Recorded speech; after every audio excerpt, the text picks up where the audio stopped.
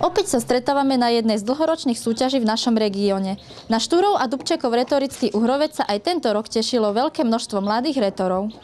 V nedalekej obci Uhrovec, ktorá sa stala rodiskom týchto dvoch významných osobností nášho národa, sa už pravidelne koná retorická súťaž, kde sa mladí ľudia rétori snažia ísť tak povediac v šľapajách týchto dvoch pánov.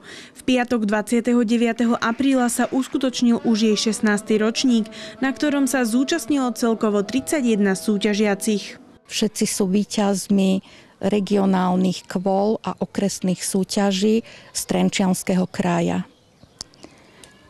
Tým, že prišli, pripravili sa a súťažia v retorike, v tomto významnom podujatí, vzdávajú hold nielen významným rodákom, ale aj zosnulým priateľom, pánovi Petrovi Dubčekovi a spisovateľovi Ladislavovi Ťažkému.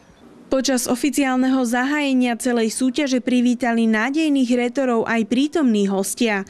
Poslanec Národnej rady Slovenskej republiky Ľubomír Želieska, poslankyňa Trenčianskeho samosprávneho kraja a starostka obce Uhrovec Zuzana Máčeková, primátor mesta Bánovce Marián Chovanec, za spoločnosť Alexandra Dubčeka akademický sochár Teodor Baník, prednosta spoločného školského úradu Michal Uhrín, riaditeľka Mestského kultúrneho strediska Zuzana Mikušová, ako aj ďalší významní hostia z Bratislavy, Trenčína i Bánoviec. Všetci súťažiaci boli rozdelení do 3 kategórií, pričom v každej z nich bola trojčlenná odborná porota.